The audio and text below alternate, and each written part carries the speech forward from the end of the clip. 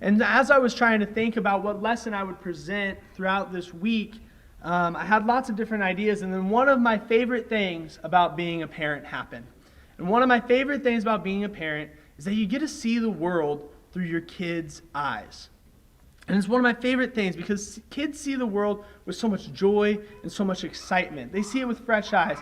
And just a couple nights ago, McKinley and I were sitting at Kim and Gary's, and we were looking out the back window, and he goes, "Dada, there's fireflies." And I'm like, "I don't see them." And he's like, "No, look." And I see one flicker. And as soon as he sees it, he's like, "We have to go out there and we have to go catch them." Now, a little aside about McKinley, he is very good at catching fireflies. I don't know where he got it from, but the other day after we went out and caught him, he was running around catching all of them, and he comes back over, he goes, "Dada!" And he had 2 fireflies in each hand. And I was like, that's impressive. But I love this about fireflies, or this about parenting, because every time he sees a firefly, every time he looks out at night and they're lighting up the sky, he gets the same excitement as though it was the very first time he saw them. Kids see the world with such fresh eyes.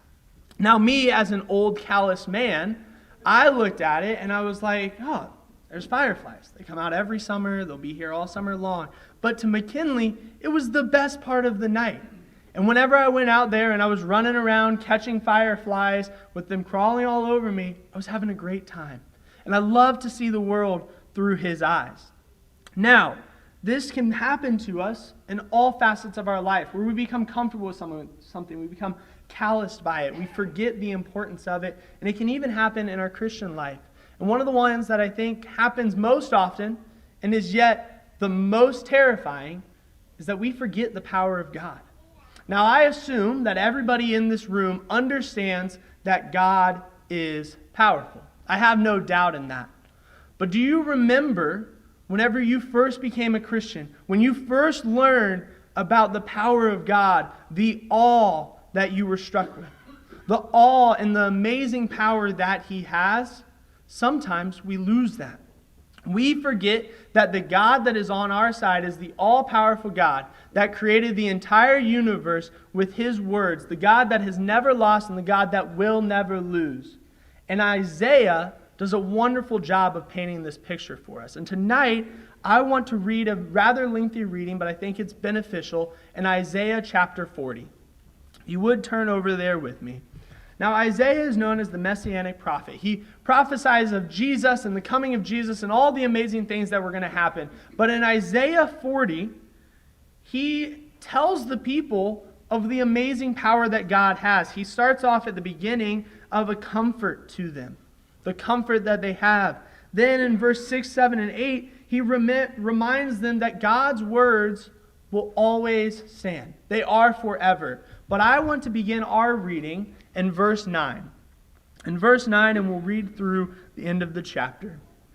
Verse 9 says, "O Zion, that bringest good tidings, get thee up into the high mountains. O Jerusalem, that bringeth good tidings, lift up thy voice with strength. Lift up, be not afraid. Say unto the cities of Judah, Behold your God. Behold, the Lord God will come with strong hand, and His arm shall rule for Him. Behold, His reward is with Him, and His work before Him. He shall feed His flock like a shepherd. He shall gather the lambs with His arms and carry them in His bosoms, and shall gently lead those that are with young. Who hath measured the waters in the hollow of His hands, and meted out the heavens with the span, and comprehended the dust of the earth in a measure, and weighed the mountains in scales and the hills in a balance? Who hath directed the Spirit of the Lord, or being His counselor hath taught Him?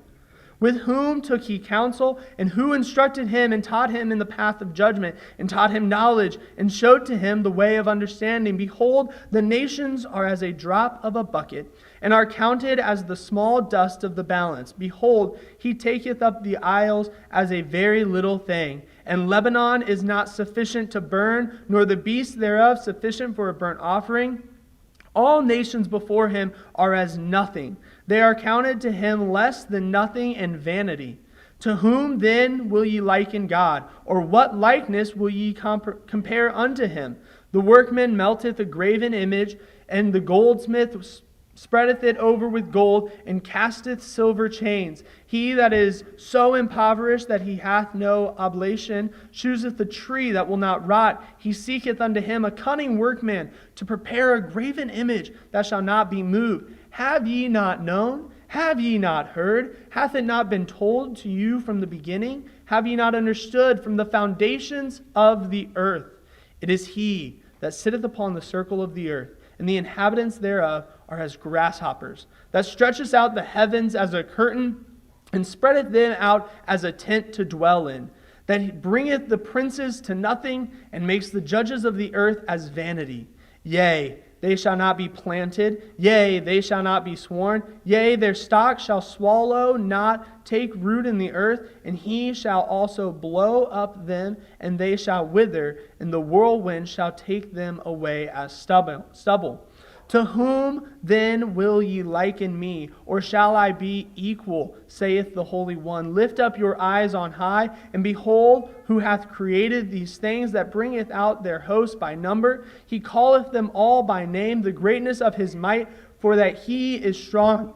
He is strong in power, not one faileth. Why sayest thou, O Jacob, and speaketh, O Israel, my way is hid from the Lord, and my judgment is passed over from my Lord? Hast thou not known, hast thou not heard, that the everlasting God, the Lord, the creator of the ends of the earth, fainteth not, neither is weary?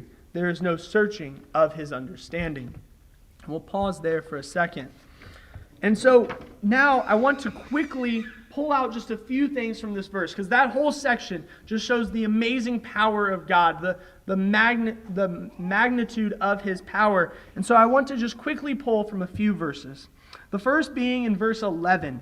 Verse 11, we see that God is a shepherd who will provide for us. He will carry us when we need, and he will lead us in all of our ways. We have an awesome God who cares for us. And then in verse 12, we see that God holds power over this physical world. We are reminded that he can measure the waters in his hands. He is the only one who can measure all the dust in the world and know what it is, and the one who has balanced the mountains. Our God has control over our physical world. Then as we skip down to verse 21, we see the eternality of God. He is from the foundations of the foundations of the earth. God has been in control. We can find comfort that God has always been and will always be all-powerful. And then in verse 22, we see the sheer power difference between humanity and God. God is described here as sitting upon the circles of the earth. And then two are described as grasshoppers. We are described as grasshoppers in comparison to God. The heavens are as his curtains, and the princes and judge, or the most powerful men on the earth, are nothing in comparison to God. Sometimes we get so caught up on who is the most powerful on earth, who holds the power here on the physical earth. The most powerful person that you can think of in the entire world doesn't hold a candle to God. He is as a grasshopper to God. And then in verse 28, we see that God never gets tired. We see that he never fails. He never lacks. Then he finishes the verse by pointing to the fact that he knows everything. He never has to search his knowledge. He never has to try to figure out what it is. God always knows everything right away. There is no searching. Now, you may have noticed that I stopped a few verses short of the end of the chapter. And that is because we needed to understand the power of God. We needed to understand that first chunk of verses to really appreciate what these last three verses say. So let's wrap up the chapter and begin reading again in verse 29. It says, "He giveth power to the faint, and to them that have no might he increaseth their strength. Even the youths shall faint and be weary, and the young man shall utterly fall. But they that wait upon the Lord shall renew their strength. They shall mount up with wings as eagles. They shall run and not be weary, and they shall walk and not faint." The thing that I love about these last three verses of this chapter is that the entire beginning of it tells us about the amazing power that God has. And then the last 3 verses tell us why it's important to us. The last 3 verses say God's so powerful, and the important thing is that He gives His power to you. He is willing to share His power with you. I am faint at times. I am the one with no might. But we are reassured that God will give us His strength and help us carry on. Verse 30 tells us what happens if we choose to not be with God. We will utterly fall. But if we are on God's side, we will be strengthened by Him. We will not be weary, and we will not faint. But that is only when we give ourselves fully to God and allow Him to show His strength through our weakness. So tonight, maybe you have lost your awe for God's power. And if that's the case, I hope that this lesson and this text has reminded you and renewed your wonder and your amazement in the awesome power that our God holds. We now know the power of God, and we know the amazing results of being with Him. So the only question that remains is, will you be with God, and will you allow Him to use His strength through you? So tonight, if we can help you join in God's awesome power, either through returning to Him or by putting Him on in baptism, please come forward as we stand and sing. Oh, do not let the word depart.